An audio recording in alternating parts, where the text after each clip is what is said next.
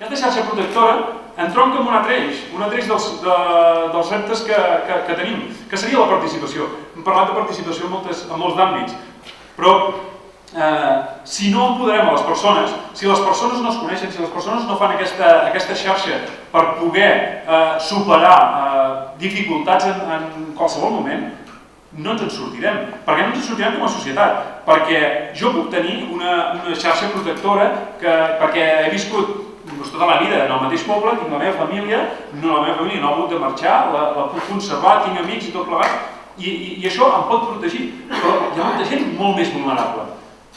Històricament hi havia tot un entorn familiar que protegia les persones, que protegia tota la societat, perquè d'alguna manera unes suportaven els altres. A dia d'avui hem arribat a un moment en el qual ha patat tot, que potser ha servit per obrir els ulls a molta gent també, això és veritat, i potser per això David pot fer les diatribes que fa al Parlament i obrir els ulls a molta més gent.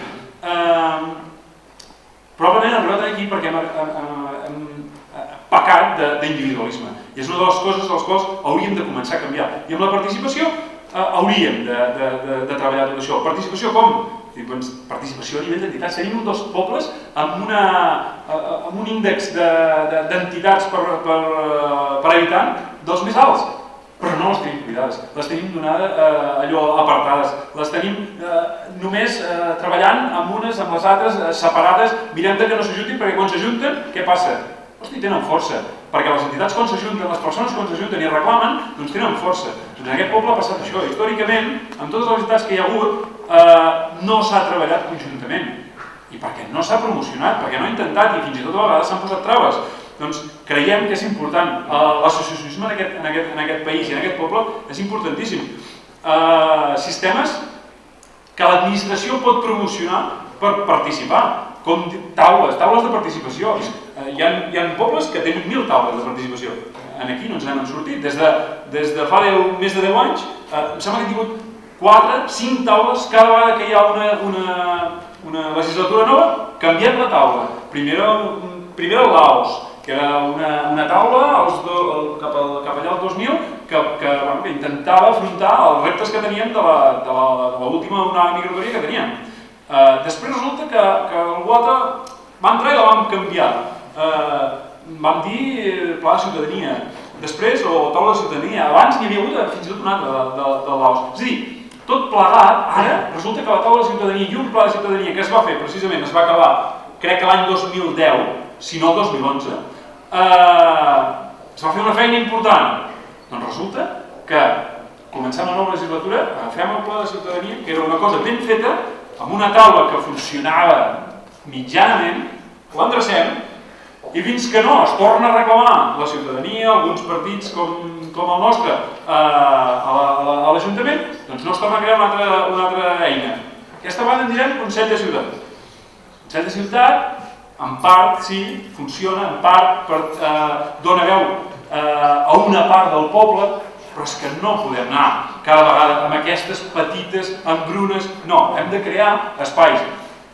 Si no ens podem reunir, a veure, jo crec que aquí, a més, hi ha gent que no és de Salt, hi ha gent que és d'algun altre poble.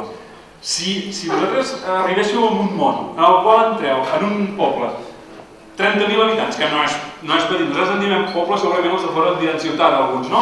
Però on no hi ha ni un centre cívic, ja ha estat una de les principals reivindicacions i que m'atreviria a dir que dels últims 15 anys quasi tothom l'ha portat en el programa electoral, algú entendria això? Doncs això no és concebible. I no cal fer un macrocentre cívic. No, perquè tenim molts espais. I de fet, el macrocentre cívic l'hem de tenir. Però no només, necessitem espais veïnals. La gent no sap on reunir-se. Hi ha entitats de Salt que busquen espais a Girona, busquen espais a Bonmatí, busquen espais a... Hosti, no és normal que la gent de Salt hagi d'anar fora a reunir-se, que hagi d'anar fora per assajar, hagi d'anar fora... No és normal. Tenim espais de sobres, doncs obrim-los. Comencem a fer que la gent es pugui trobar. Tenim situacions de desconfiança. Hi ha diferents barris al nostre poble que hi ha molta desconfiança i això provoca col·lisió, provoca conflicte, provoca coses que es solucionarien molt probablement amb coneixement. Quan ens coneixem, la gent acabem veient que no som, ni uns són verds amb antenes ni els altres són d'un altre color. El que hauríem de fer és trobar-nos, però això no es pot fer si no hi ha entorn, si no hi ha espai, si no es promociona. Per tant, és molt important tot això. I això només seria una part, perquè l'Ajuntament podria avançar. Com podria avançar? Amb pressupostos, precisament. És a dir, tenim tota una sèrie d'inversions al llarg d'un any que s'haurien de poder destinar, s'haurien de poder treballar amb la ciutadania. Ens diuen que estem en temps de crisi en inversions. Potser aquest any, l'any passat, no hi ha hagut inversions, però fins ara n'hi ha hagut. I ningú s'ho ha plantejat. I de fet, aquí, fins fa 3 anys, ja havien governat tots els mateixos que han governat fins ara. Per tant, per què no hem practicat això? Per què no hem fet mai cap consulta per saber què vol la ciutadania? Amb la remodelació d'alguna cosa, d'algun espai, amb la inversió d'uns diners que tenim per associacionisme, que tenim per qualsevol. Per què no s'ha fet mai una consulta? Fa por preguntar a la gent. I sap molt de greu que et sentis a dir, a dia d'avui, any 2014, amb un plenari municipal, que suposa que és una cosa seriosa, que, no, és que la gent ja participa cada 4 anys i decideix qui vol que els mani.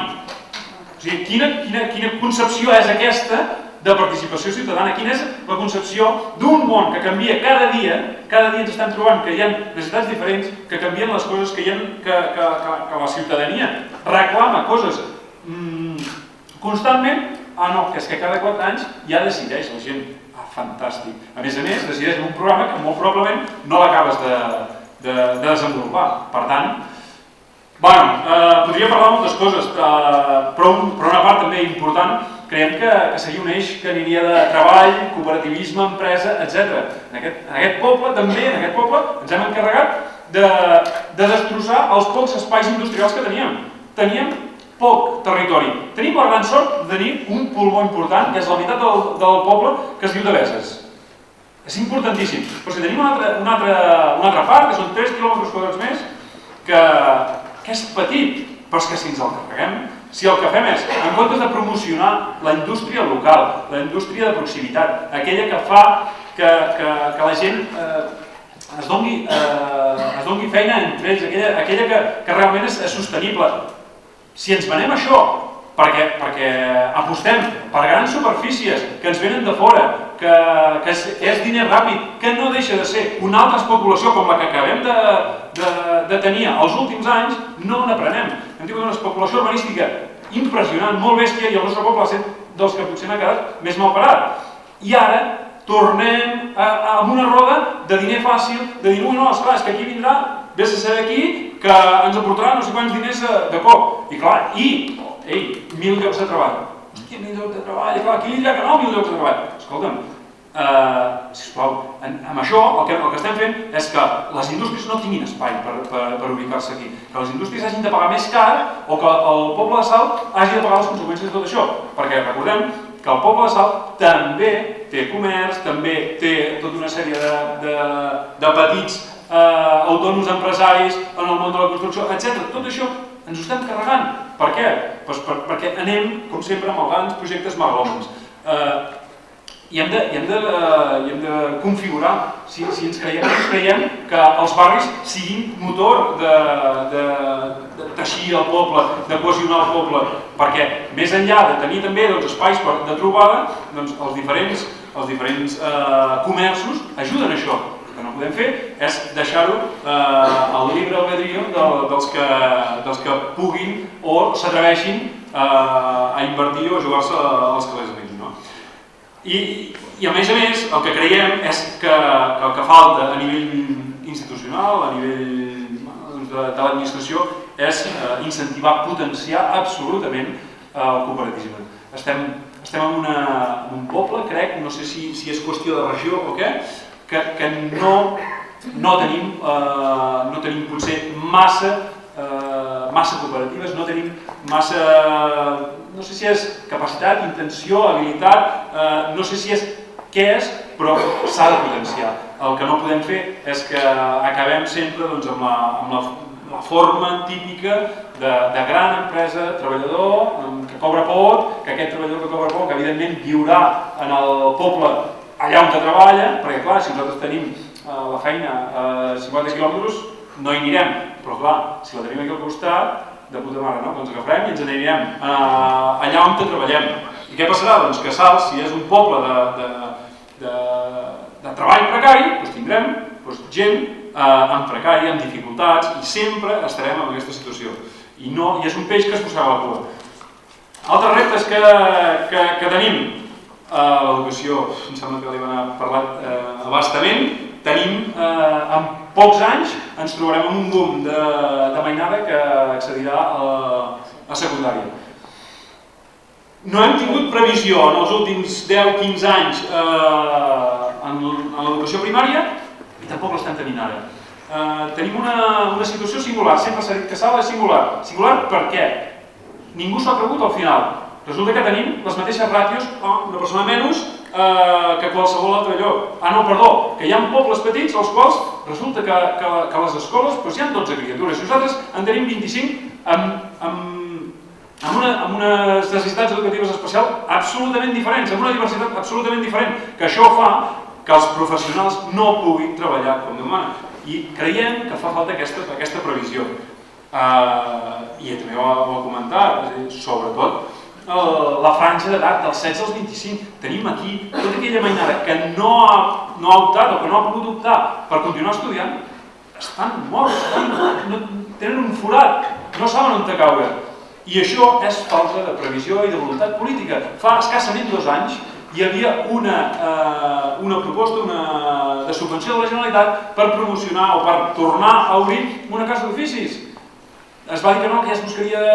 S'havia acabat de tancar, feia escassament, no sé si uns mesos, que s'havia tancat l'última.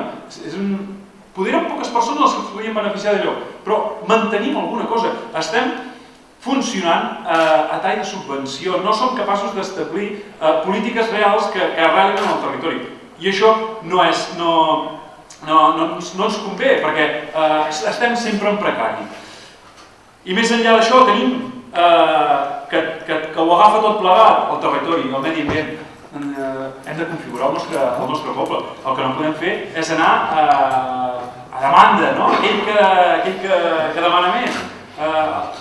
Posarem aquí 8 carrils, resulta que no ho decidim nosaltres, hem posat 8 carrils d'autopista aquí al costat. Ens hem carregat unes quantes coses, però ara ja el tenim posat i ningú se'n recorda. Resulta que hi ha un projecte d'un gasoducte.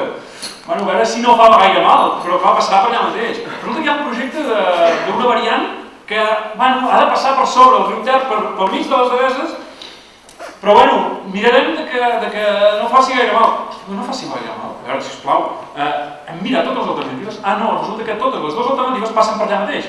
L'únic que fan és canviar l'enllaç amb la carretera actual 10 metres amunt, 10 metres avall. Això són dues alternatives, això no és res, això és una porqueria. El nostre grup també està lluitant contra això i creiem que els mesos i els anys que venen haurem de continuar lluitant contra tot això. Tenim unes deveses que no ens les creiem. Tenim unes deveses que les estem... O sigui, estan una mica d'esquenes al poble.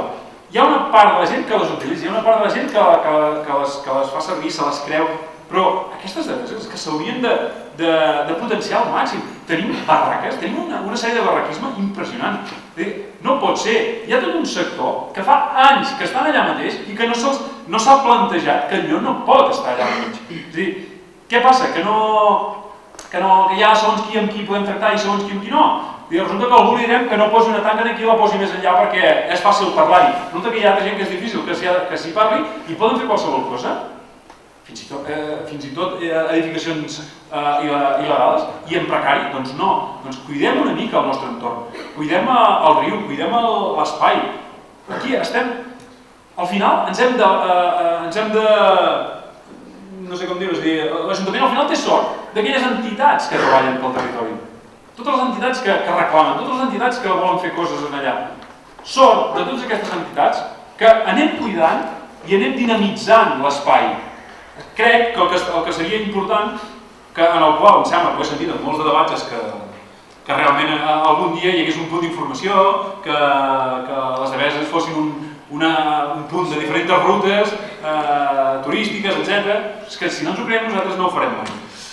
I bé, el territori ocupa moltes coses. Podríem parlar d'una trama conjunta amb els pobles veïns que ens afecta absolutament, tot el que fa efectes a mobilitat, a planificació, etc. No ens hem cregut mai el transport públic, no ens hem cregut mai el transport en bicicleta. A veure, el transport públic, l'autobús, per exemple, no tenim un enllaç directe a la universitat. Quants joves de Salt han de viatjar cada dia a la universitat i han de sortir una hora i mitja abans perquè han de fer 2 transbords? Traiem les línies que no funcionen. Quin servei públic és aquell que treu una línia perquè resulta que l'empresa no li és rentable econòmicament? Feia algun servei o no? Ah, sí, resulta que hi havia tota una sèrie de mainada que feien activitats a les tardes, anaven a la piscina i ara no el poden fer, no, però s'hauran de buscar d'una altra manera. Perquè no eren prous perquè allò fos rendible. És que era un servei. Si volem que les coses facin servir, s'han de potenciar. I a partir d'aquí, doncs, podríem parlar de moltes coses, però crec que avui, aprofitant en David també, m'agradaria presentar-vos, que probablement aquí a la de fora ho heu vist, una iniciativa que s'ha portat a terme en diferents pobles, diferents ciutats, per poder canalitzar totes aquestes demandes, tots aquests reptes, com s'han d'afrontar tots aquests reptes. Nosaltres tenim idees, però no les tenim totes. Necessitem de tota aquella gent que està inquieta, de tota aquella gent que té idea, de tota aquella gent que vol participar. Hi ha pocs espais de participació en aquest poble, com hem comentat abans, doncs nosaltres n'obrirem un a partir del mes que ve, que en direm Capgirem Salt. Us hem entregat uns paperets a l'entrada perquè sapigueu, perquè us els quedeu. El dia 15 de novembre farem la primera trobada. Es tracta d'assemblees obertes de debat, de trobar respostes, de trobar idees, de trobar solucions a les circumstàncies que tenim a dia d'avui al nostre poble. Per tant, jo crec que amb la vostra força, amb la força de tots els veïns i veïnes d'aquest poble, segur que aquests reptes ens en sortirem. I jo ara, abans d'acabar, m'agradaria passar-vos un vídeo i després començarem amb en David. Gràcies.